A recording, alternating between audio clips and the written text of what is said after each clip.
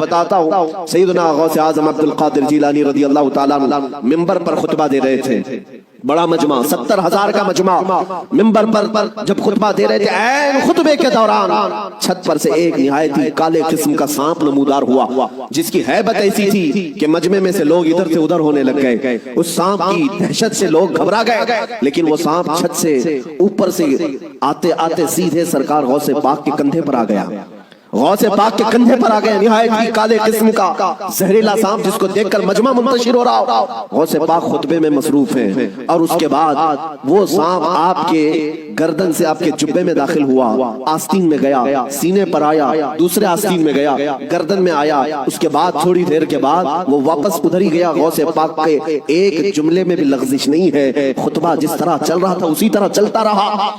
اور اس کے بعد اس سانپ نے فصیح عربی میں آپ سے کلام کیا، کہا ہے عبد القادر میں آزمائش کے لیے آیا تھا، اس سے پہلے میں نے کئی لوگوں کو آزمایا، ان کے یا تو زبان میں لکنت آ گئی، یا تو پیر ہل گئے، یا تو پھر اپنا بیان چھوڑ دیا، لیکن تمہارا حال تو یہ ہے کہ ایسا لگتا تھا کہ تمہارے جسم پر کوئی چیز آئی نہیں۔ غوث پاک رضی اللہ تعالیٰ عنہ مسکرائے، خطبہ جاری رکھا۔ لوگوں نے پوچھا غوث پاک سے کہ یہ کیا تھا، اتنا بھیانک سانپ آپ کے جسم پر آیا، آپ کے جسم پر کوئی جنبش بھی نہیں، لغزش بھی نہیں۔ سرکار غوث پاک رضی اللہ تعالیٰ عنہ مخاطب ہوتے ہوئے ارشاد فرماتے ہیں، میرا نام عبد القادر ہے، میں قادر کا بندہ ہوں۔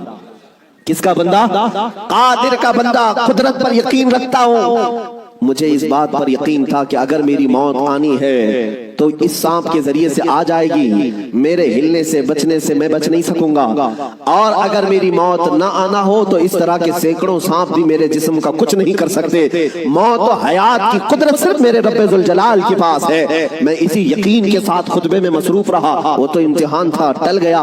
عزیزان گرامی وقار، اس بات کا میں آج آپ کو اعلان کرنا چاہتا ہوں، اگر آپ قادری سلسلے سے بیعت ہیں تو غوث پاک کی اس استقامت پر قربان جاؤ۔ آج اس طرح کے زہریلے سانپ اگر تمہارے ارد گرد آ بھی جائیں، تمہیں اس بات کا یقین رکھنا ہے، موت و حیات کا مالک میرا پروردگار ہے، موت و حیات کی قدرت میرے رب ذوالجلال کے پاس ہے۔ اور یہ یقین میں آپ سے کہتا ہوں کہ غوث پاک کے مقام تک تو نہیں پہنچ سکتے، لیکن واقعہ عرض کرنے کا مقصد یہ ہے کہ ہم قادری غلام ہیں، قادری کتے ہیں۔ ان کی نسبت سے اگر ہمارے سینے میں تھوڑا بہت بھی اگر شجاعت کا جذبہ آ جائے تو میں سمجھتا ہوں کہ میرے عزیزو آج اس روئے زمین کا منظر ہی بدل جائے گا۔ لوگ دیکھ چکے تمہیں ڈرا کر کے، دھمکا کر کے، انہیں یہ اندازہ ہو گیا ہے کہ یہ تھوڑے پیسوں میں بک جاتے ہیں، یا خوف سے تھر تھراتے ہیں، ڈر کر کے بھاگ جاتے ہیں، اس لیے دنیا تمہیں ڈراتی ہے، دھمکاتی ہے۔ لیکن جس دن تمہارے قدم ڈگمگانے سے رہ گئے، میں یقین کے ساتھ کہتا ہوں بجلیاں آئیں گی، طوفان آئیں گے، لیکن تمہارا کچھ نہیں ہو سکے گا۔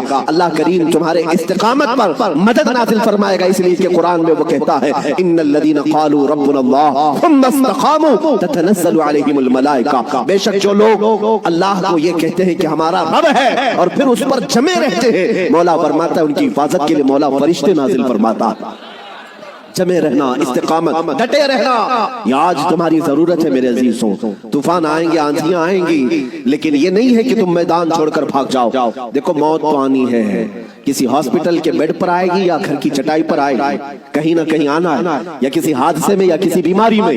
لیکن اگر قسمت سے موت اس حال میں آئے کہ میں میرے نبی کا پرچم بلند کر رہا ہوں، نبی پاک کی عزت کی بات کر رہا ہوں، اور اگر اس حال میں موت آئے تو اس موت کا کیا کہنا۔ میرے عزیزوں، بزرگوں نے فرمایا جو ناموس رسالت پر مر جاتا ہے، روح نکلنے